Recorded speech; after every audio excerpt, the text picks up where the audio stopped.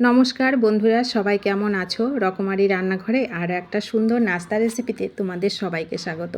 আজকে একটা অসম্ভব মজার নাস্তা তোমাদের সঙ্গে শেয়ার করব, যেটা খাওয়াটা খুবই স্বাস্থ্যকর আর জলদি বানানো যায়, উপকরণও বেশি লাগে না। খুবই সামান্য উপকরণে আজকে একটা নাস্তা রেসিপি তোমাদের সঙ্গে শেয়ার করব। খেতে দুর্দান্ত স্বাদের হয়, ছোট থেকে বড় সবাই মজা করে খাওয়ার মতন এই খাবারটা আজকে তোমাদের সঙ্গে শেয়ার করব। দুই রকম করে তৈরি করেছি, দুই রকম করেই তোমাদের সঙ্গে দেখাবো। অসম্ভব মজার নাস্তা, সর চাটনি যেটা দিয়ে খাবে সেটা দিয়েই জমে যাওয়ার মতন খাবার আজকে তোমাদের সঙ্গে শেয়ার করব। তো এটা তৈরি করব হচ্ছে আমি এই ছাতু দিয়ে। সকালবেলা ছাতু খাওয়াটা কিন্তু শরীরের পক্ষে খুবই উপকারী, ছোলার ছাতু। তো এক বাটি ছোলার ছাতু আমি এখানে নিয়ে নিয়েছি, এক বাটি নিয়ে নিলাম সুজি, পরিমাণ মতো লবণ দিলাম। গরমের সিজনে ছাতু সকালবেলা খেলে শরীরটা কিন্তু একদম ঠান্ডা থাকে। তো দেখো পরিমাণ মতো লবণ দিলাম, এক প্যাকেট আমি ম্যাগি মশলা দিলাম, 1 চামচ চিনি এখানে অ্যাড করেছি, আর ধনেপাতা কুচি এর মধ্যে দিয়ে দিচ্ছি। ম্যাগি মশলাটা থাকলে আর কোনো মশলাই কিন্তু দিতে হয় না। আর এখানে লঙ্কার গুঁড়ো আমি দিইনি, কাঁচা লঙ্কা কুচিও দিইনি সকালবেলা ব্রেকফাস্টে বলে। তোমরা চাইলে কিন্তু সেটাও দিতে পারো, অন্যান্য কোনো ভেজিটেবলস থাকলে সেটাও এখানে অ্যাড করতে পারো। তো এইগুলো দিয়ে আমি ভালো করে মেখে নিচ্ছি, একটু 1 বাটি গরম দুধ দিয়ে, হালকা গরম দুধ আর 1 বাটি হালকা গরম জল, ওটা দিয়ে সুন্দর করে মেখে নিচ্ছি একটু ঘন ঘন করে। দেখো 2 বাটির জন্য আমি 2 বাটি জলই অ্যাড করলাম, 1 বাটি দুধ আর 1 বাটি জল। তোমরা চাইলে পুরোটাও দুধ দিতে পারো। তো ভালো করে মেখে নিয়ে আমি 5 মিনিট রেখে দিলাম।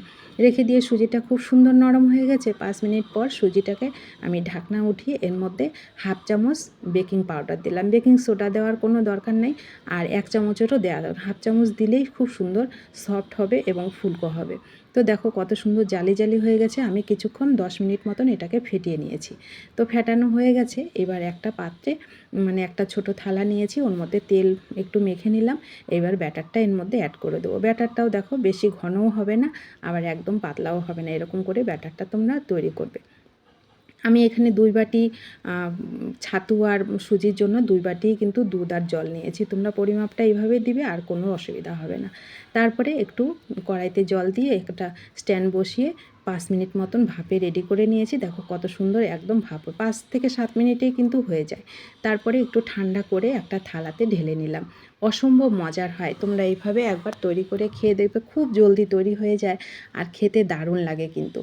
তারপরে এইটাকে আমি একটু ঠান্ডা করে এই যে একটা থালাতে নিয়ে ছোট ছোট করে কেটে নিলাম। শেপটা তোমাদের ইচ্ছা, ছোট বড় যেরকম শেপে করবে সেরকমই করতে পারো। তারপরে এটাকে আমি কিছুটা ফ্রাই করব আর কিছুটা এমনি ভাপাই রেখে দেবো। 2 রকম করে করব বলে আমি 2 রকম করে রেখেছি।